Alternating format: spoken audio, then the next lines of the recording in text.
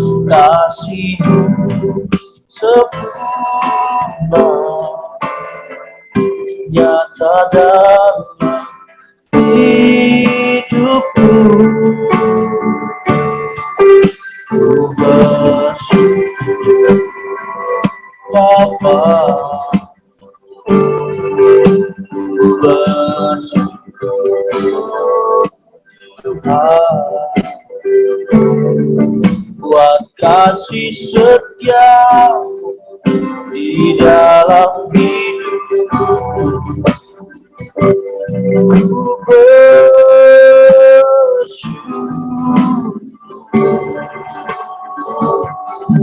Tuhan, aku bersyukur. Mari kita dari awal menyanyikan pujian ini, sama-sama kita katakan, banyak yang Kau perbuat, banyak yang Kau perbuat di dalam hidupku. Rancangan indahmu terjadi di hidupku, Bapa yang mengerti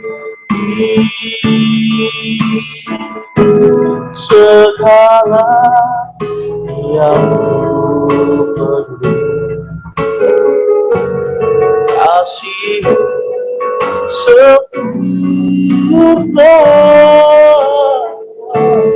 nyata dalam hidupku, ku bersyukur Bapa, ku bersyukur Tuhan, buat kasih setia-Mu di dalam hidupku, ku bersyukur, ku bersyukur, ku bersyukur Bapa, ku bersyukur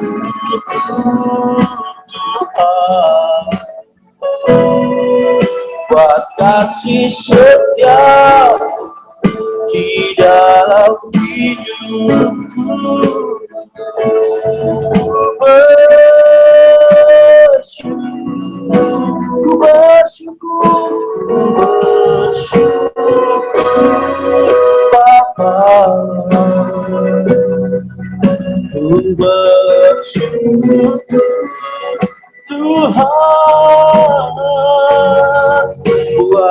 kasih setia di dalam hidup kami, Tuhan. Ku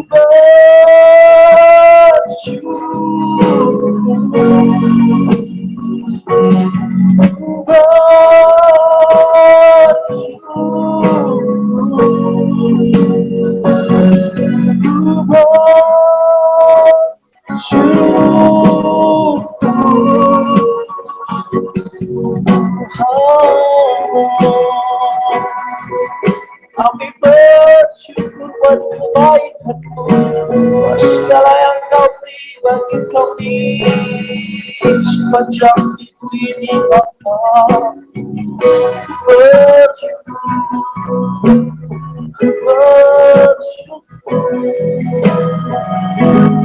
kami berdoa, kami bersyukur Kau baik bagi kami, Kau baik bagi kami, Yesus.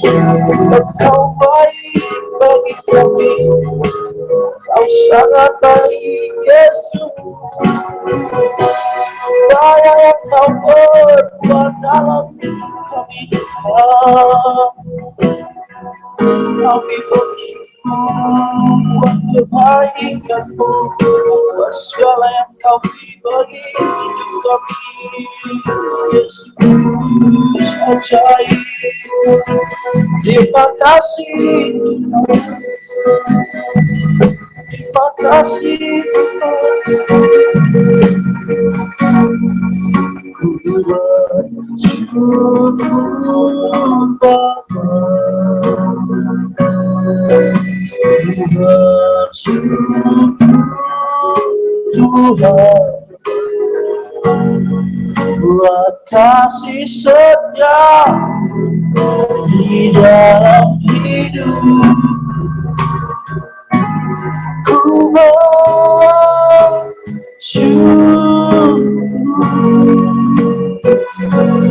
ku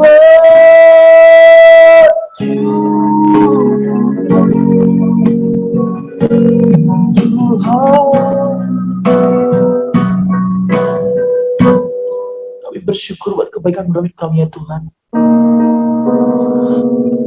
Kami ada pada saat pagi hari ini oleh karena anugerah-Mu, oleh karena cinta kasih-Mu, oleh karena kasih dan kebaikan-Mu, ya Tuhan. Kami mohon berkatilah ibadah kami dari awal hingga akhirnya, Bapa. Khususnya buat penyampaian firman-Mu, Tuhan, pada pagi hari ini. Kau memberkati hamba-Mu, Kau berkati kami semua yang menyaksikan siaran ini, ya Tuhan. Dan kami semua yang mendapat berkat dari firman-Mu pada pagi hari ini, Tuhan. Terima kasih, ya Bapa. Yang berdoa buat saudara kami yang dalam keadaan susah, dalam keadaan sakit. Kiranya Tuhan menolong, memberikan kesehatan, memberikan kekuatan bagi mereka, Tuhan. Kau memberkati dan memperhatikan kehidupan mereka, ya Bapa. Terima kasih, ya Tuhan. Kami serahkan kehidupan kami, ibadah kami dari awal hingga akhirnya, Tuhan Yesus. Kiranya nama Tuhan dimuliakan dan ditinggikan. Dalam nama Tuhan Yesus kami berdoa, kami bersyukur. Sama-sama kita katakan amin. Mari saudaraku, kita memuji Tuhan. Sama-sama kita katakan, firman-Mu Tuhan pelita bagi kakiku.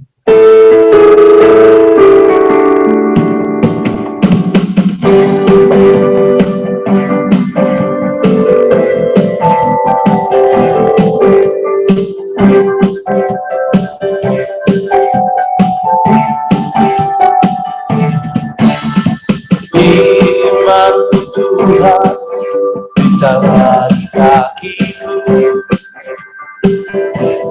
janji-Mu terang jalan-jalan, kebenaran-Mu menuntun setiap hari. Ku menantikan, beri kekuatan baru. Sekali lagi firman-Mu Tuhan, firman-Mu Tuhan, kita bagi kakiku, janji-Mu terang jalan-jalan, kebenaran-Mu menuntun tidak menantikan beri kekuatan baru supaya bukan bebas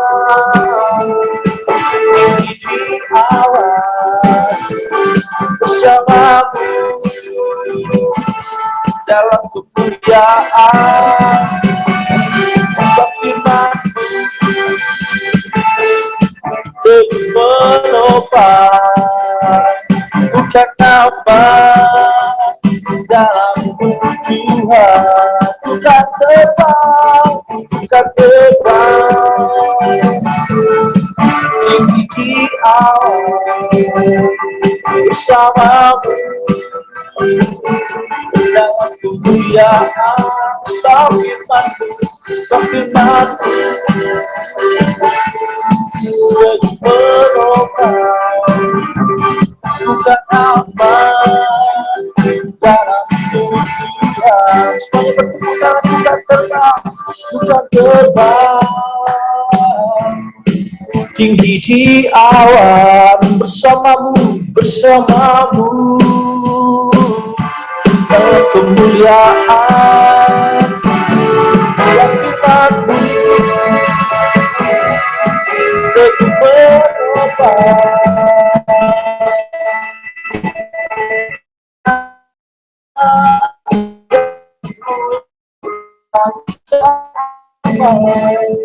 bukan apa dalam tujuan katakan bukan aman bukan apa dalam tujuan setiap Tuhan kita aman seluruh hati dia terus memuji Tuhan kita katakan bersorak-sorai muliakan namanya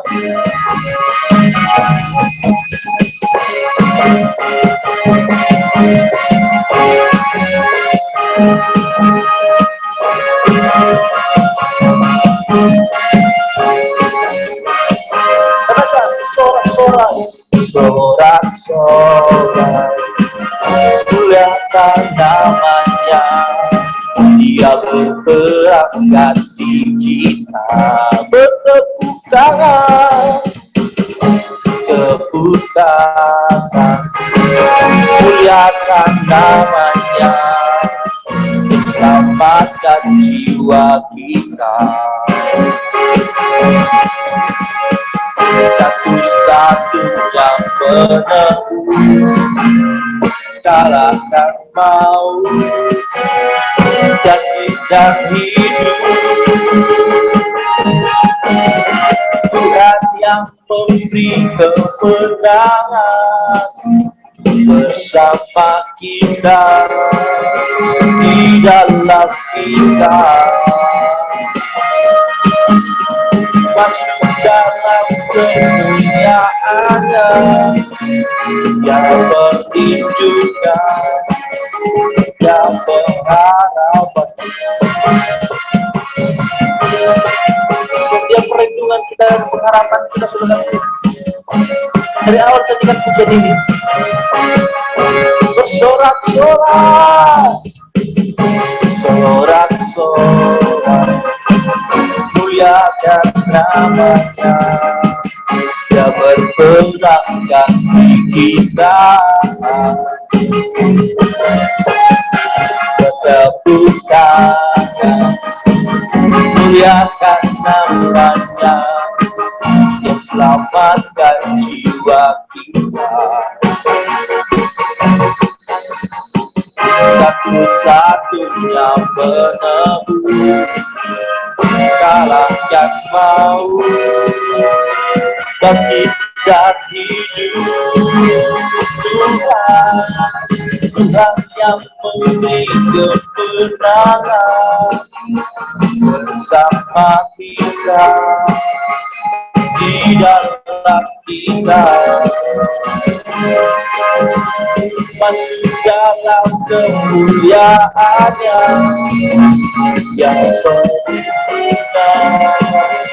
dan berharapan Tuhan yang memberi kemenangan bersama kita di dalam kita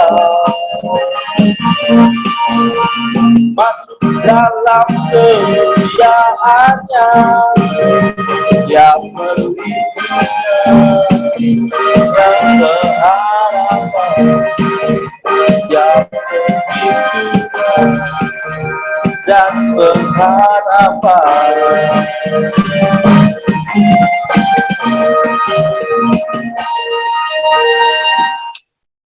Terpujilah nama Tuhan, sebab Dialah Allah yang hidup, yang selalu memelihara kehidupan kita, saudaraku. Tiba saatnya kita akan mengakui pengakuan iman rasuli kita.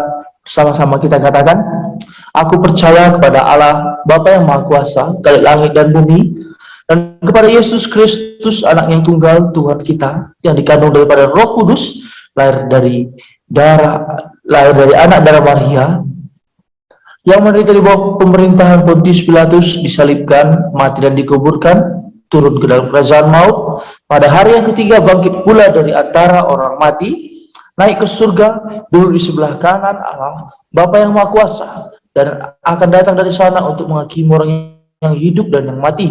Aku percaya kepada Roh Kudus, gereja yang kudus dan am, persekutuan orang kudus, pengampunan dosa, kebangkitan daging, dan hidup yang kekal. Amin. Tiba saatnya kita akan mendengarkan firman Tuhan pada pagi hari ini.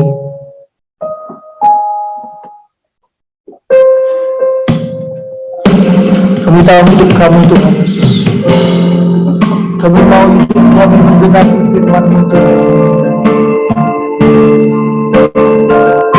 Kami mau hidup kami menjadi tanda mujizat bagi orang yang sekeliling kami Tuhan.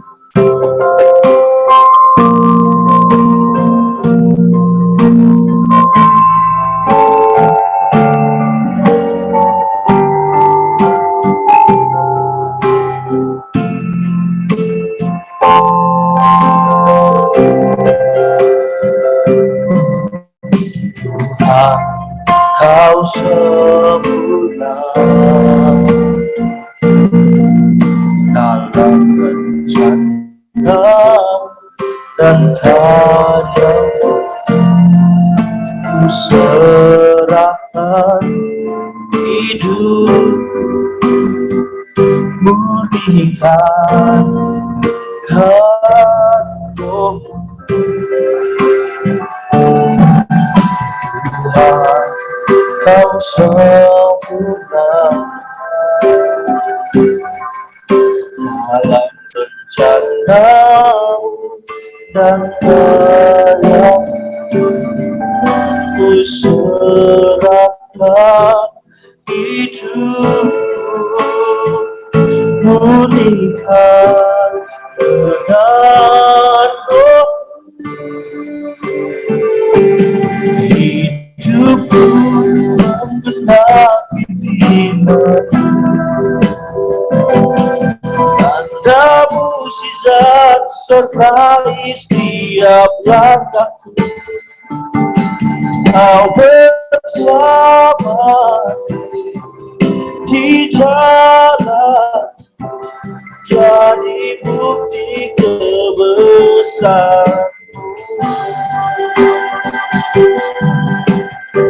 Biar kami mendengarkan firman-Mu ya Tuhan. Dari awal ketika jadi kita katakan, Tuhan Kau sempurna.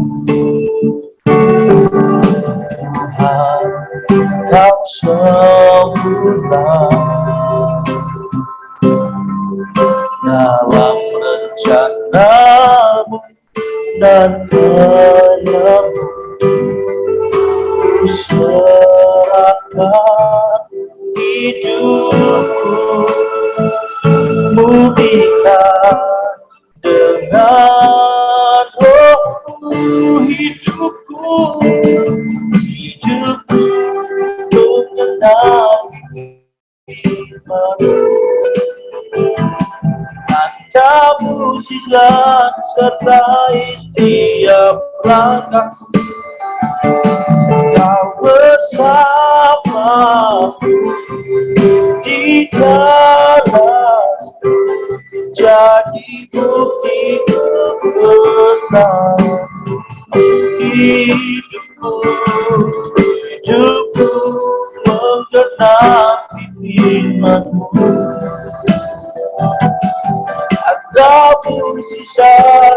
menyertai setiap langkahku.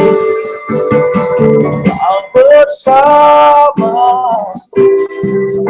di dalam, jadi bukti kebesaran,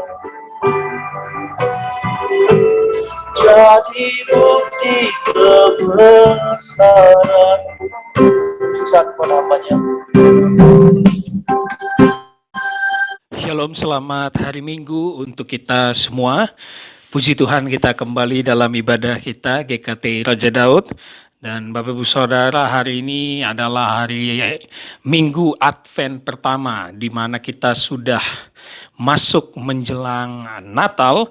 Oleh karena itu kita harus penuh dengan kasih, pengharapan, sukacita untuk menyambut kelahiran Yesus Kristus di bulan Desember yang akan kita peringati. Bapak Ibu Saudara, tetap doakan karena kemungkinan besar di bulan Desember kita akan kembali offline di gereja kita di Cililitan. Oleh karena itu kiranya kita bisa bertatap muka nanti untuk beribadah seperti biasa. Baik, sebelum kita mulai, mari kita bersatu di dalam doa. Bapa di dalam surga, kami mengucap syukur pada hari ini. Kami bisa kembali ke hadirat-Mu untuk memuji, memuliakan nama-Mu, beribadah dimanapun kami berada. Ini kami anak-anak-Mu Tuhan, yang ingin memuji-Mu dan mendengar kebenaran firman-Mu. Roh Kudus berotoritas penuh dalam penyampaian firman ini, agar apapun yang hamba-Mu sampaikan adalah suara daripada-Mu. Terima kasih Bapa, dimuliakan, ditinggikan nama-Mu. Melalui perantaraan nama Yesus Kristus, kami telah berdoa dan mengucap syukur. Amin. Mari kita kembali melanjutkan eksposisi Injil Markus kita. Kita sudah berada di perikop yang baru, yaitu Markus pasal 10, ayat 28 sampai 31. Mari Bapak Ibu Saudara dimanapun berada, yang di rumah buka Alkitab kita, Markus pasal 10, ayat 28 sampai 31 dengan judul perikop Upah Mengikut Yesus. 2 minggu lalu kita sudah menyelesaikan satu perikop yang sangat penting, yaitu orang kaya sukar masuk kerajaan Allah, di mana dia pemuda kaya yang memiliki banyak harta, melakukan hukum Taurat nomor 5-10, tetapi dia tidak mengenal Allah dan tidak mau mengasihi sesama, serta tidak mau mengikut Yesus dan meninggalkannya. Dia memiliki banyak harta, dia sedih karena Yesus menyuruhnya untuk membagikannya kepada orang-orang miskin. Dari pembelajaran 2 minggu lalu kita tahu bahwa kita hanya bisa selamat dan masuk ke dalam kerajaan Allah oleh karena anugerahnya. Nah, perikop itu akan berhubungan erat dengan perikop kita hari ini tentang upah mengikut Yesus. Mari kita perhatikan ayat 28 pertama, Markus pasal 10 ayat 28. Kiranya Bapak Saudara di rumah bisa mengikutinya.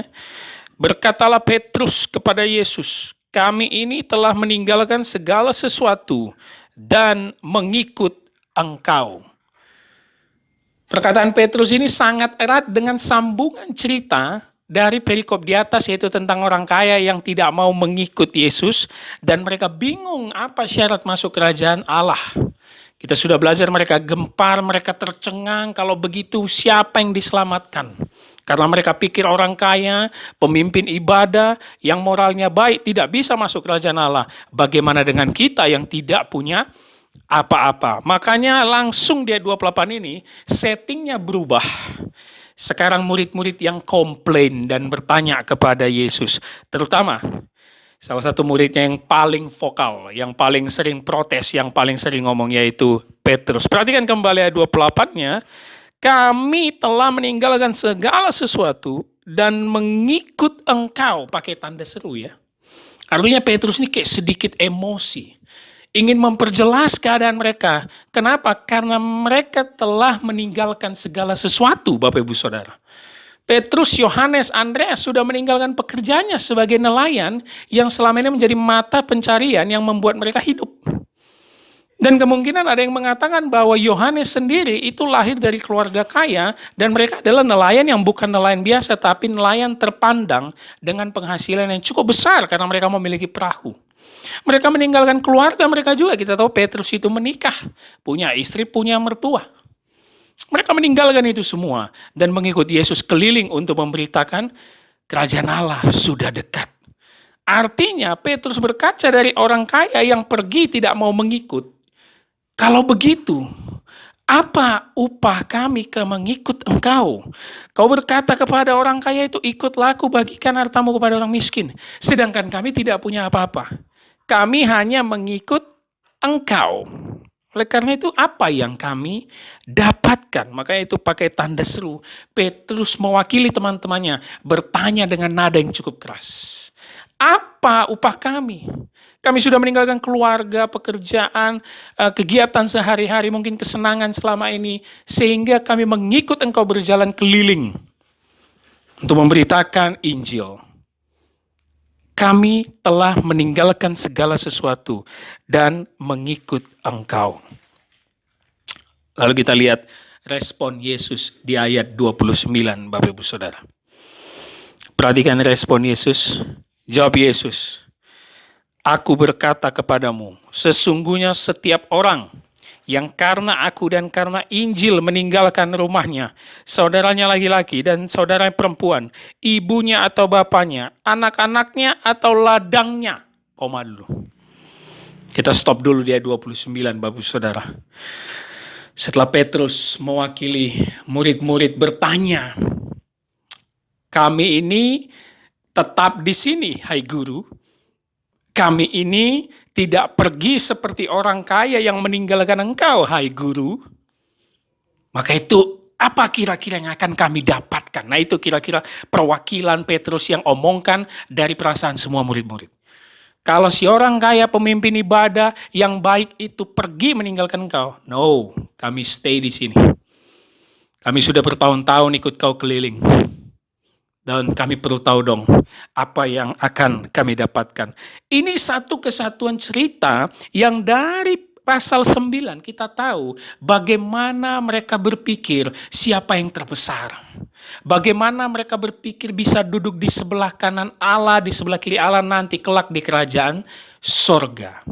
Jadi selalu ada pertanyaan-pertanyaan yang ingin mendapatkan sesuatu, yang ingin membanggakan diri.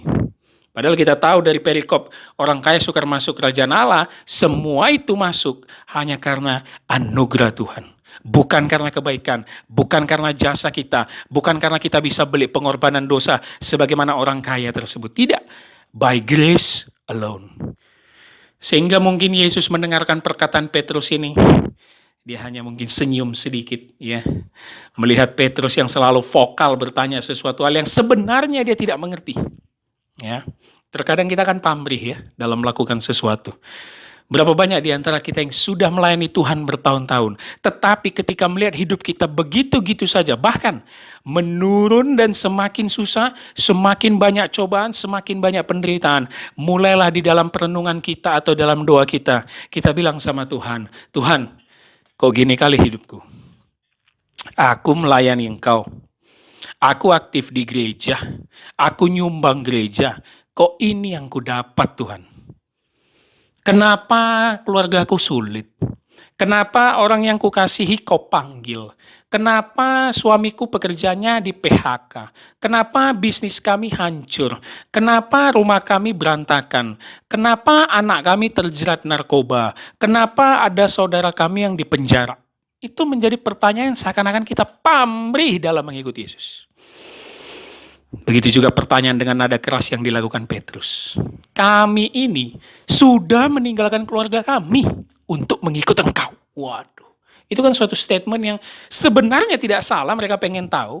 Tetapi karena melihat si orang kaya yang sudah pergi di cerita sebelumnya, mereka pengen tahu. Kalau begitu ya, apa yang kita dapat ya mengikuti Yesus ini? Ya, kalau orang yang kaya itu saja sulit, bagaimana dengan kita? Apa yang kita dapat? Dan itulah respon Yesus tadi di ayat 29. Dimulai dengan dia berkata, aku berkata kepadamu, sesungguhnya setiap orang yang karena aku dan karena Injil, itu perlu kita garis bawahi Bapak Saudara. Karena aku, yaitu karena Yesus, dan karena Injil, karena pemberitaan Injil, meninggalkan siapa? Rumahnya, saudara laki-laki, saudara perempuan, ibu bapak, anak-anak, dan ladangnya. Berarti ini menjawab apa yang dipertanyakan Petrus, meninggalkan segala sesuatu. Jadi itu maksud Petrus meninggalkan segala sesuatu adalah meninggalkan rumah, saudara laki-laki, saudara perempuan, ibu, bapak, dan ladang, yaitu pekerjaan. Walaupun pekerjaan Petrus dan kebanyakan murid adalah nelayan. Meninggalkan segala harta benda untuk mengikut dia. Tapi jangan salah, seperti saya katakan, garis bawahi, karena aku dan Injil. Itu menjadi penting sekali Bapak Ibu Saudara. Kenapa? Karena banyak di antara kita yang sebenarnya melayani itu bukan karena Tuhan dan Injil. Benar? Banyak di antara kita yang kayaknya rohani, kayaknya aktif, katanya selalu bawa-bawa Tuhan, katanya pelayanan, tetapi bukan karena Yesusnya dan bukan karena pemberitaan Injil. Tapi apa? Hanya karena keinginan daging kita semata. Hanya karena pengen nampil. Hanya karena pengen mendapat pengakuan orang. Atau yang lebih parah, hanya karena ingin mencari duit sampingan di dalam pelayanan. Oh tidak, syaratnya itu karena aku, kata Yesus, yaitu karena dia. Berarti apa? Mengikut dia yang benar. Apa itu? Sangkal diri dan pikul salib. Sudahkah kau dalam mengikuti Yesus, mengikuti langkahnya, di dalam pelayananmu, engkau melakukan ini? Sangkal diri dan pikul salib, ikutlah aku, itu perintah Yesus. Harus karena dia. Harus mengikuti jejak kaki Kristus yang sudah berkorban. Itulah karena aku. Bukan hanya karena hobi kita, karena pelayanan, kita bisa main organ, kita bisa jadi song leader, kita bisa main gitar. Bukan. Saya mau mengatakan itu bukan pelayanan. Itu biasa saja itu. Itu hanya karena kau mengisi waktu luang. Enggak.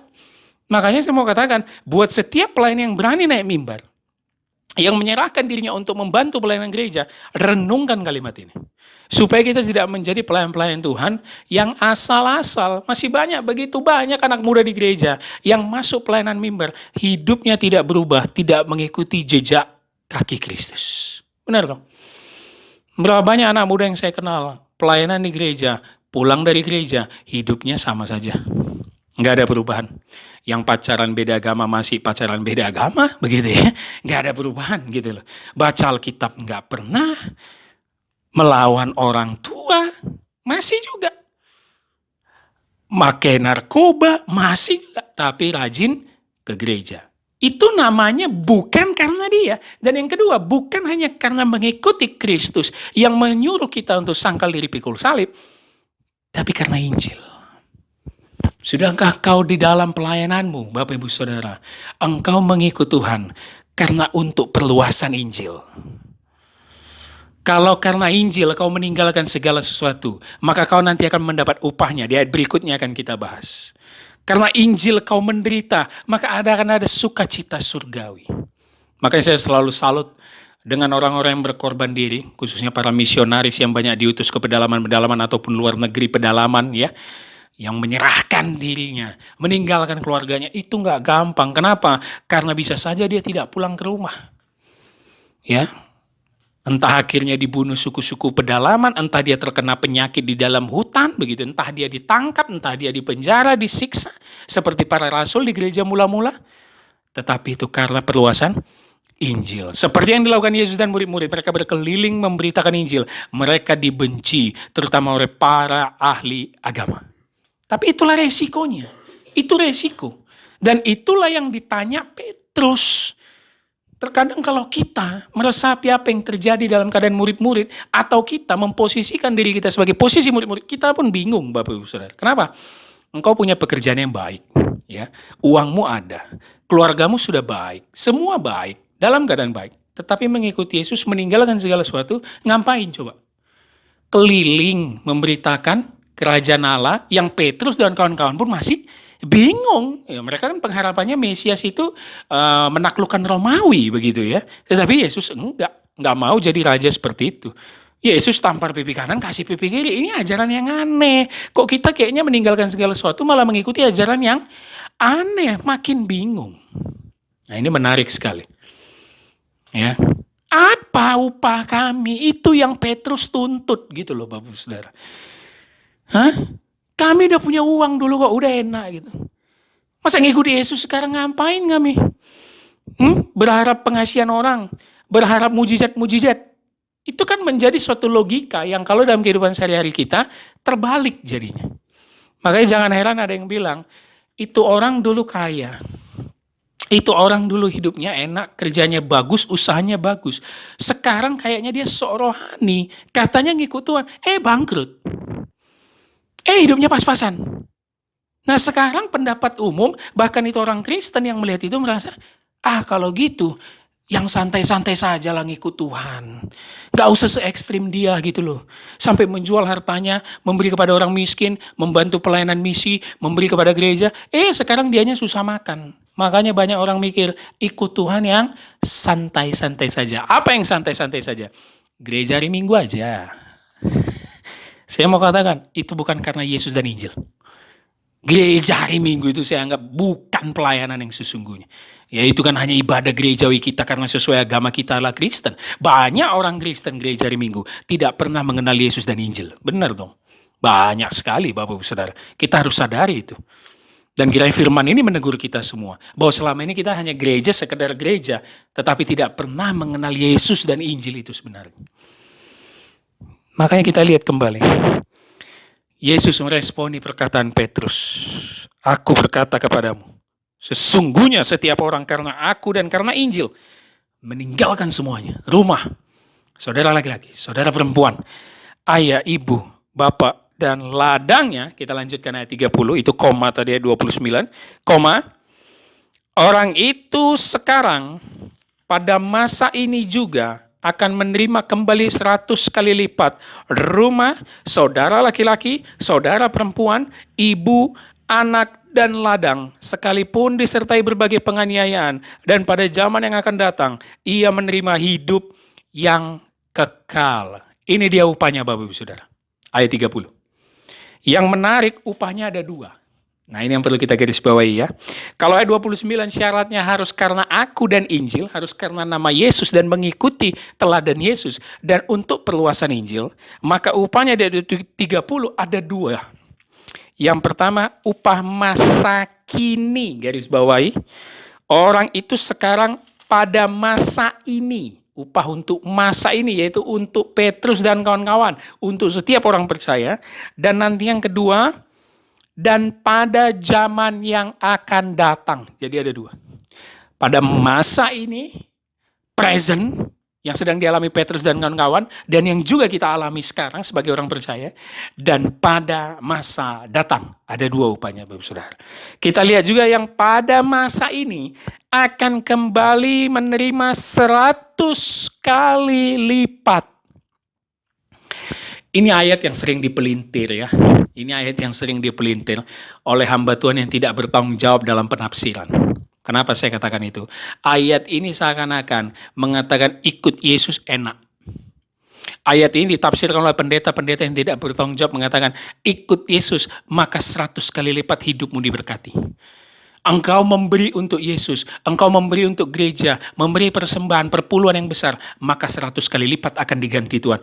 Itu tidak sesuai konteks. Tidak ada maksud Yesus seperti itu. Kenapa? Karena pada akhir hidupnya pun kita tahu, walaupun tidak jelas dicatat di Alkitab, hidup Petrus, murid-murid, bahkan nanti Rasul Paulus pun, nggak ada yang dibalas 100 kali lipat kekayaannya. Nggak ada. Petrus tuh nggak ada jadi bangun rumah baru gitu. Nggak ada dia beli perahu nelayan sampai 100, sampai 10. Kalau dibalas 100 kali lipat kekayaannya. Nggak ada Bapak Saudara. Ini bukan soal dibalas 100 kali lipat secara materi, bukan. Karena keterangannya jelas. Apa 100 kali lipatnya? Rumah, saudara laki-laki, saudara perempuan, ibu, anak, dan ladang. Ini dia yang 100 kali lipat. Yang menjadi pertanyaan telah meninggalkan segala sesuatu. Artinya apa ini? Yang pada masa ini yang mereka terima adalah komunitas orang percaya. Itu upahnya. Kau mendapat komunitas orang percaya, kau bergabung dengan orang-orang yang percaya dengan Kristus, sehingga itu semua menjadi saudaramu. Yang kalau kita bahasakan adalah gereja Tuhan. Itu upahnya. Artinya apa yang mau disampaikan Yesus? Upahmu, semua saudara atau orang percaya saudara laki-laki, saudara perempuan, ibu, ayah, itu semua menjadi saudaramu. Rumah ladangnya itu menjadi tempatmu bersama, karena kalian satu di dalam Kristus. 100 kali lipat. Tentu ini mengingatkan kepada peristiwa apa? Pentakosta. Dan itu pun dilakoni sendiri oleh Petrus, yang telah menerima curahan Roh Kudus di loteng Yerusalem. Di rumah loteng Yerusalem, dia berkhotbah, 3.000 orang percaya dan dibaptis. Akhirnya menjadi satu komunitas, menjadi Kristen, pengikut Kristus. Setelah itu apa? Terjadi penginjilan yang luar biasa lagi, melalui berbagai rasul. Rasul Paulus juga, sehingga apa? Ratusan orang percaya, terus bertambah. Itulah maksud Yesus, 100 kali lipat. Artinya apa? Nanti bukan hanya kalian 12 saja, minus Yudas nanti yang berkhianat dan meninggal, tetapi akan terus dikali 100, sampai ribuan, sampai puluhan ribuan. Engkau memiliki rumah, saudara laki-laki, saudara perempuan, ayah, ibu, dan ladang bersama. Makanya kita tahu sifat gereja mula-mula adalah berbagi harta kepada orang yang membutuhkan. Berbagi kepada sesama, tidak hitung-hitungan. Semua menjadi milik bersama. Jadi ini bukan soal kekayaan pribadi yang dibalas Tuhan 100 kali lipat, nggak ada hubungannya. Tetapi ini menjadi komunitas gereja pada masa kini. Bapak Ibu Saudara, berapa banyak di antara kita yang kalau kita aktif melayani, ada saudara kita yang seiman yang tergerak. Karena ada juga yang nggak tergerak ya. Yang membantu kita dalam pelayanan, yang memberikan kita tumpangan rumah, yang memberikan kita makan ketika kita melayani di berbagai daerah ataupun di kota, kita selalu diberikan santunan untuk saling berbagi. Itulah maksud Yesus pada masa ini, menunjuk kepada komunitas gereja yang nanti akan terjadi juga di Pentakosta. Ketika ribuan orang akhirnya percaya dan dibaptis dalam nama Yesus Kristus. 100 kali lipat, yang artinya 100 itu bukan maksudnya secara angka dihitung harafiah, bukan. Tapi 100 kali lipat menandakan semakin banyak. Dan kita tahu perkembangan Kristen sampai sekarang juga semakin banyak. Semuanya itu akan kau dapatkan pada masa ini. Semua menjadi saudaramu, menjadi ayahmu, menjadi ibumu. Engkau mendapatkan rumah dan harta yang saling berbagi. Bukan maksudnya rasul dikasih rumah, bukan. Tetapi saling berbagi dalam satu komunitas untuk menyembah Kristus, yaitu gereja. Lalu yang keduanya apa? Pada zaman yang akan datang, ini dia. Yang kedua artinya future. Kalau tadi present, ini future. Apa yang didapat upahnya? Menerima hidup kekal. Udah jelas Bapak Saudara.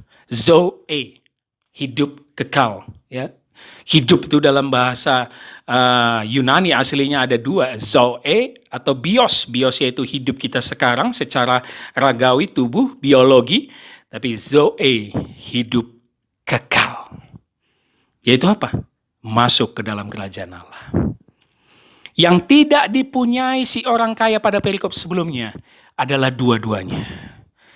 Karena dia serakah dengan hartanya, dia tidak mendapat komunitas gereja. Dia tidak percaya dan mau berbagi kepada orang miskin. Dan yang kedua, dia tidak mengikuti Yesus sehingga dia tidak beroleh kerajaan Allah. Dia tidak mendapat semuanya itu Bapak Saudara. Tetapi ketika Petrus bertanya, inilah jawaban Yesus. Kau menerima hidup kekal. Apa itu? Kerajaan surga.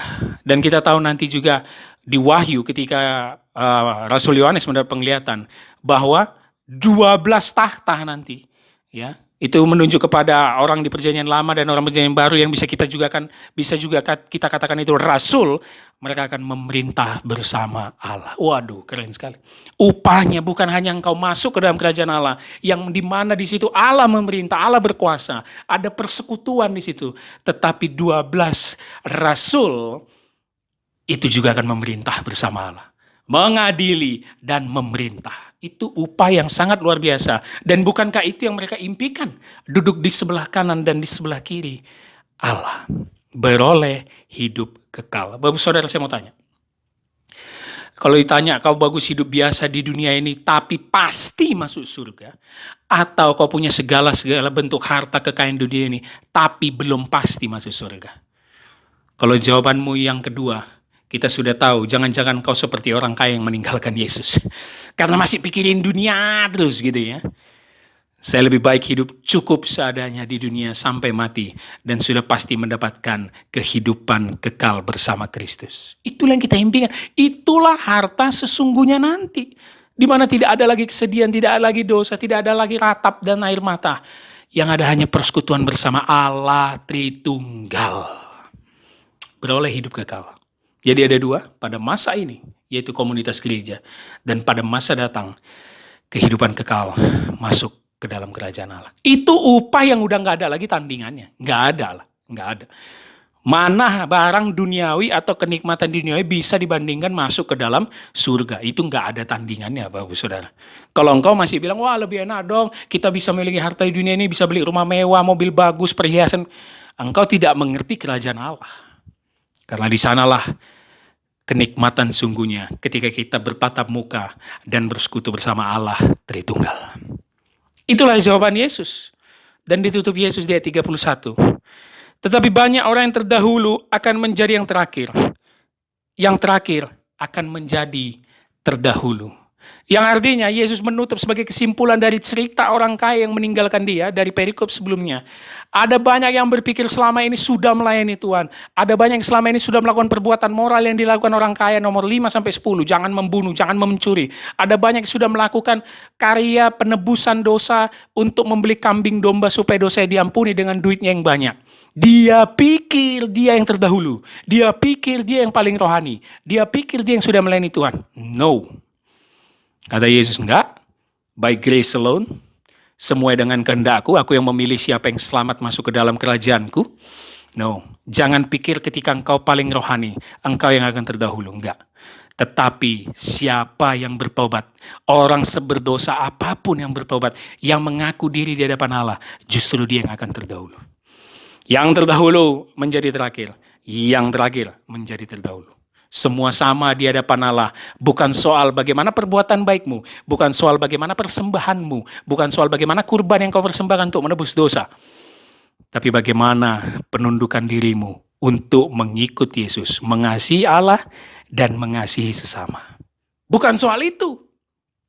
Dan ini juga menjadi teguran untuk Petrus dan kawan-kawan. Tidak perlu engkau mempertanyakan apa upah kami karena kami meninggalkan segala sesuatu. Supaya engkau tidak berpikir bahwa engkau yang paling dekat pada Yesus.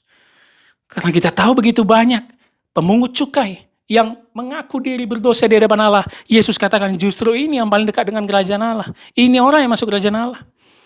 Penjahat di sebelah salib Yesus, yang dalam keadaan yang sudah mau mati, yang selama ini tidak pernah kenal Yesus, tidak pernah melakukan hukum Taurat, bertobat. Pada hari ini juga kau bersama aku di Firdaus. Jadi tidak ada orang yang pantas merasa dirinya, kayaknya aku udah masuk surga nih. Kenapa? Udah berbuat baik banyak nih, udah banyak nyumbang nih, udah rajin ke gereja. No. Jangan pernah itu ada di pikiran kita Bapak Saudara. Jangan pernah. Karena kita selamat hanya karena kasih karunia-Nya. Tetapi ketika engkau yakin sudah mendapat anugerahnya, maka ikutilah dia. Prioritaskan dia. Beberapa kali Injil mencatat siapa yang tidak membenci ayah, ibu, saudara laki-laki tidak layak bagiku. Waduh, keras sekali. Itu sering sekali ayat yang tidak pernah kita renungkan atau malas kita baca. Seakan-akan kita bilang, ih kok gini Yesus ngomongnya? Keluarga kan nomor satu. Menyenangkan orang tua kan nomor satu. No. Put God first in your life. Dialah nomor satu, Bapak Saudara. Melayani dia bukan hanya di gereja, tetapi melayani dia dalam segala aspek kita untuk menjadikan dia nomor satu di dalam hidup kita. Kiranya satu perikop ini, pelanjutan dari eksposisi Markus, menambah pengetahuan kita, sebagaimana kita hanya diselamatkan oleh kasih karunia. Maka mari ikutlah dia. Bukan hanya karena kedagingan kita untuk mendapatkan ketenaran, supaya kita dilihat orang hebat atau dilihat rohani. Tetapi ikutlah dia mengikuti langkah Kristus yang sangkal diri dan pikul salib. Serta untuk perluasan Injil. Amin. Mari kita berdoa. Bapa di dalam surga, kami mengucap syukur pada hari ini kami sudah menerima kebenaran firman-Mu. Kiranya Roh Kudus yang memateraikan firman ini dalam hati dan pikiran kami.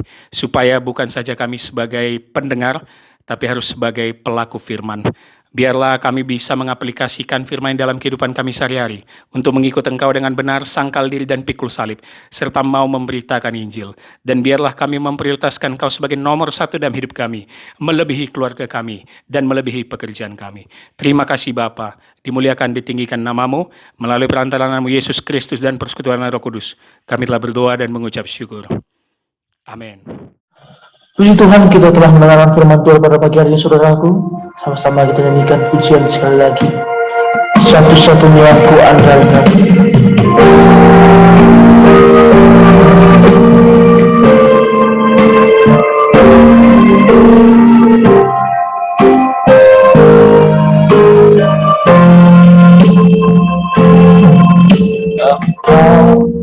Tuhan yang setia, waktu selalu yang berbagi. Engkau Tuhan sandaran, dan ku hanya kan berharap padamu. Satu-satunya yang ku andalkan,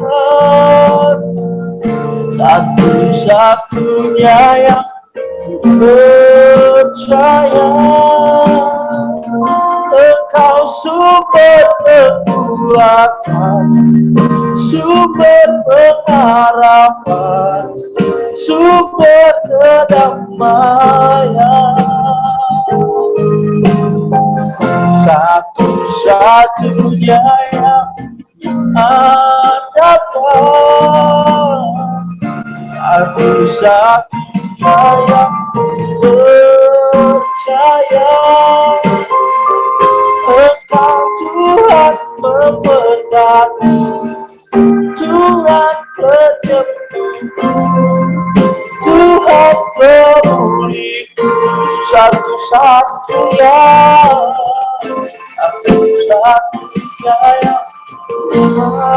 andalkan, satu-satunya yang percaya.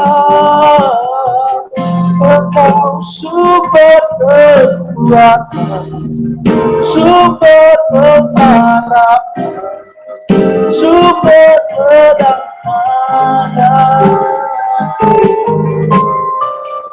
Satu-satunya yang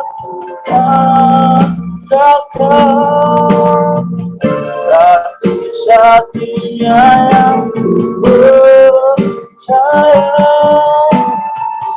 Engkau Tuhan memberkati, Tuhan penyembuh, Tuhan pemulihu.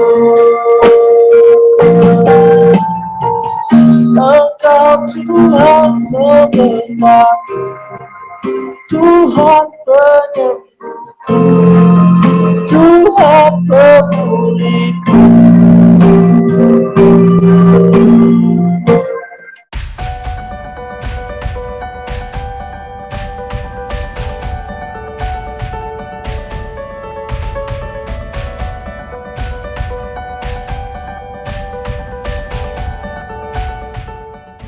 Dukung terus pelayanan kita GKT Raja Daud. Bapak Ibu Saudara yang tergerak hatinya memberikan persembahan dan perpuluhan bisa memberikan sesuai dengan rekening yang tertera. Dukung terus pelayanan YouTube kita, terutama Hanya Alkitab yang berisi banyak pembelajaran teologi dan bincang-bincang dengan para hamba Tuhan, dan juga YouTube gereja kita GKT Raja Daud. Begitu juga dengan pelayanan Yayasan Pondok Raja Daud dan pelayanan media yaitu buletin dan buku. Kiranya kita terus mendukungnya untuk kemuliaan nama Tuhan. Mari kita akhiri ibadah kita bersatu di dalam doa. Bapa di dalam surga, kami mengucap syukur pada hari ini kami bisa beribadah, memuji dan memuliakan Engkau. Kiranya nyanyian pujian kami menjadi kesukaanmu, menjadi dupa yang harum di hadapanmu. Begitu juga firman yang ditabur, kiranya dimateraikan Roh Kudus dalam hati dan pikiran kami, supaya kami bisa mengaplikasikannya dalam kehidupan sehari-hari. Berkatilah ibadah ini ya Bapa, untuk menjadi kesukaan di hadapan-Mu. Terima kasih Bapa, hamba-Mu berdoa buat tangan-tangan yang sudah memberi persembahan ataupun perpuluhan. Kiranya persembahan ini untuk perluasan dan keperluan gerejamu. Berkati setiap orang-orang yang memberi, berkati keluarganya, pekerjaannya, usahanya, kesehatannya, dan apapun yang menjadi pergumulan mereka, kiranya Bapa yang selalu menguatkan dan memberikan jalan keluar.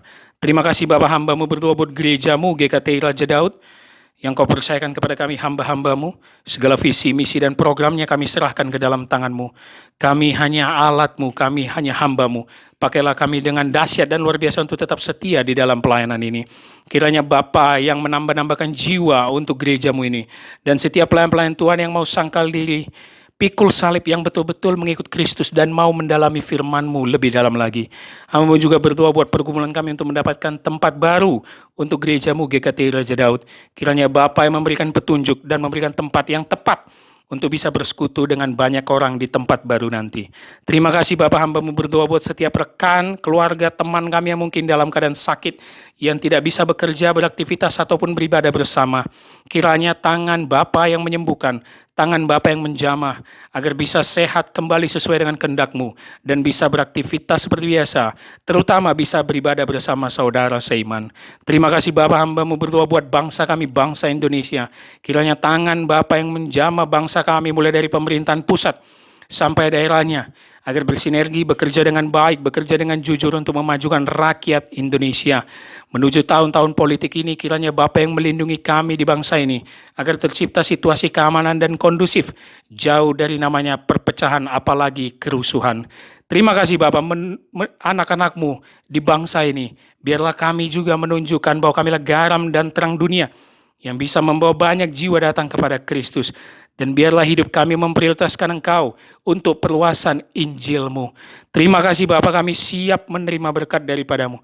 Mari semua jemaat Tuhan dimanapun berada, sebelum kita menerima berkat Tuhan, kita sama-sama berdoa doa yang diajarkan Tuhan Yesus. Bapa kami yang di sorga, dikuduskanlah nama-Mu, datanglah kerajaan-Mu, jadilah kehendak-Mu di bumi seperti di sorga. Berikanlah kami pada hari ini makanan kami yang secukupnya, dan ampunilah kami akan kesalahan kami, seperti kami juga mengampuni orang yang bersalah kepada kami. Dan janganlah membawa kami ke dalam pencobaan, tetapi lepaskanlah kami daripada yang jahat, karena Engkau yang mempunyai kerajaan, dan kuasa, dan kemuliaan sampai selama-lamanya. Amin. Arahkanlah hatimu dan terimalah berkat Tuhan. Tuhan memberkati engkau dan melindungi engkau. Tuhan menyinari engkau dengan wajahnya dan memberi engkau kasih karunia. Tuhan menghadapkan wajahnya kepadamu dan memberi engkau damai sejahtera. Amin.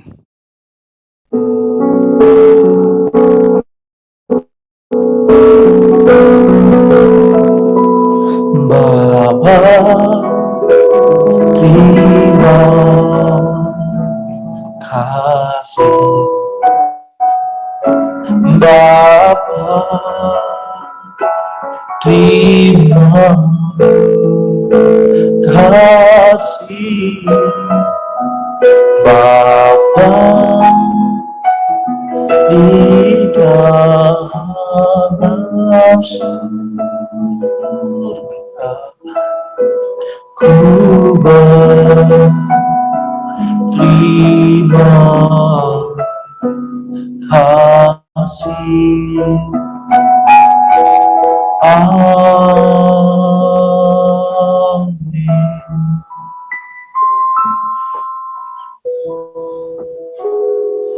Amin. Puji Tuhan, saudaraku yang dikasihi oleh Tuhan. Selamat hari Minggu buat kita semuanya.